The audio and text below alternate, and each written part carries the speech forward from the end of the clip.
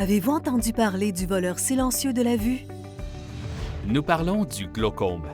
La moitié des personnes atteintes de glaucome ne le savent même pas.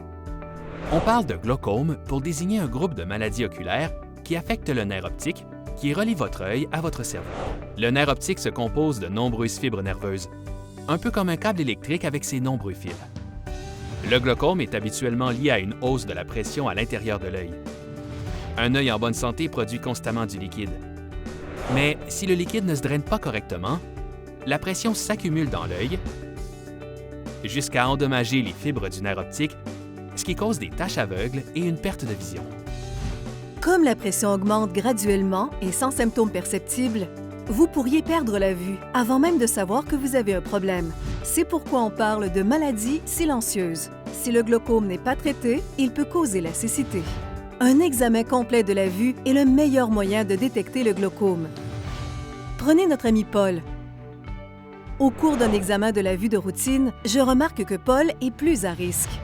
Il est à la fin de la cinquantaine, il a une pression oculaire élevée et son père a le glaucome. Une évaluation complète montre que Paul a un glaucome primitif modéré à angle ouvert, la forme la plus courante de la maladie en Amérique du Nord. Il n'y a pas de remède contre le glaucome, mais votre équipe de soins oculovisuels peut aider à freiner la perte de vision. Les optométristes diagnostiquent et traitent régulièrement le glaucome, mais vous pourriez être référé à un ophtalmologiste, si vous recevez un diagnostic à un stade avancé ou si votre état évolue rapidement. Dans certains cas, votre optométriste et votre ophtalmologiste travailleront ensemble, chacun utilisant leur expertise unique, pour vous offrir les meilleurs soins possibles. Imaginez-les comme votre équipe de champions du glaucome. L'objectif du traitement est d'abaisser la pression oculaire à une pression cible afin de limiter les dommages supplémentaires au nerf optique. Votre ophtalmologiste vous prescrira habituellement comme premier traitement des gouttes pour les yeux. Ces gouttes ralentissent la production de liquide ou favorisent son écoulement, ou les deux. Mais revenons à Paul. Je lui donne une ordonnance de gouttes ophtalmiques. Quand je le revois quelques mois plus tard, la pression oculaire cible n'a toujours pas été atteinte. Alors je le réfère à un ophtalmologiste. Et je suggère une thérapie au laser. Les procédures au laser peuvent aider à ouvrir le système de drainage naturel de l'œil.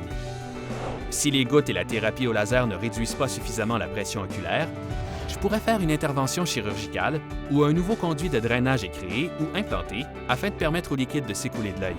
C'est une intervention remarquable. Le plus souvent, le glaucome ne cause aucun symptôme. C'est pourquoi on l'appelle le voleur silencieux de la vue. Alors, quelle est la meilleure chose que vous puissiez faire pour vous protéger du glaucome?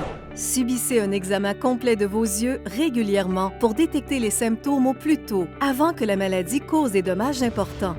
Cela semble assez facile, n'est-ce pas? Pour en savoir plus, consultez le site voirlespossibilités.ca.